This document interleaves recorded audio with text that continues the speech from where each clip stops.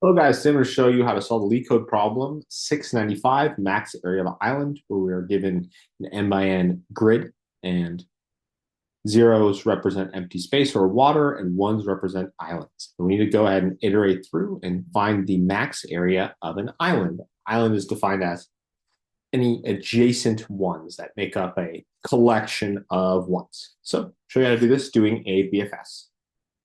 To start, we're going to define a couple different variables.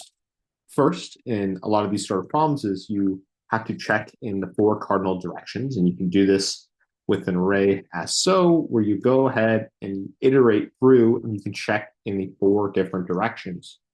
1, 0 being going down, -1, 0 means going up, so on.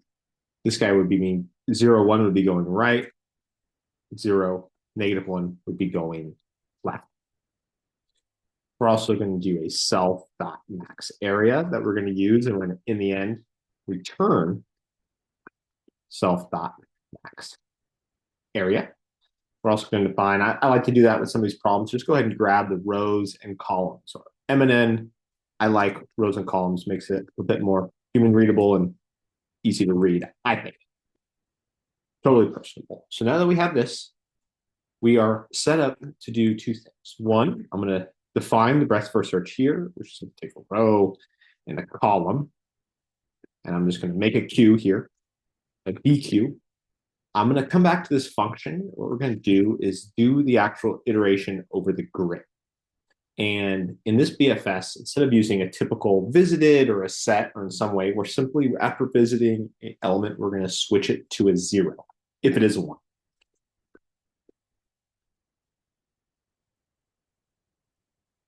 Here are full for loops where we're going to go over each of them. We're going to do a check. If grid, row, column equals 1, we will then call BFS on this row and this column. And that's actually it for this driver for loop. We can go through each. This is going to have a complexity of O of n times m, or rows by columns, and we'll be calling BFS if it's equal to 1. Now we're going to start the BFS. First, we're going to do is take this row. We're going to do q dot append r comma c comma r comma c.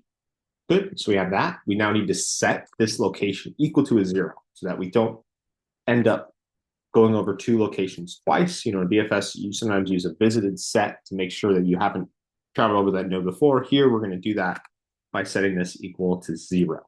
And then we're also going to have an area variable because we're going to be calling BFS on each island.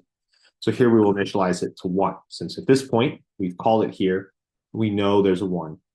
We can start here. So now we can do the actual BFS. So while Q, as how a lot of these start, I'm going to go,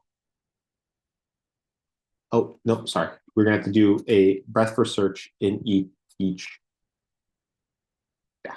So while Q, we can do row, column, it's going to equal Q dot pop left. For DQ, you can pop left here. We have the row and the column. And now we can iterate over the directions, which I'm going to call it, for the row, I'm going to call it row direction. And for the column, I'm going to call it column direction in the different directions, because that's what we're going to check. And here we can do the actual the checks of those first directions. Something that I'm going to use here is a valid direction function. In these functions, we have to check in four cardinal directions. I like just to have a little bit of a helper function called valid direction, which takes a row and a column and simply checks if it's valid. What you can do is return 0, which is less than or equal to row, which has to be less than the length of the grid,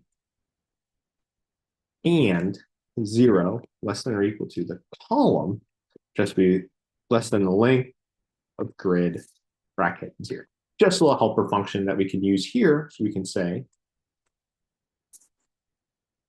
that we're going to end up using here. What I'm going to call it is new row,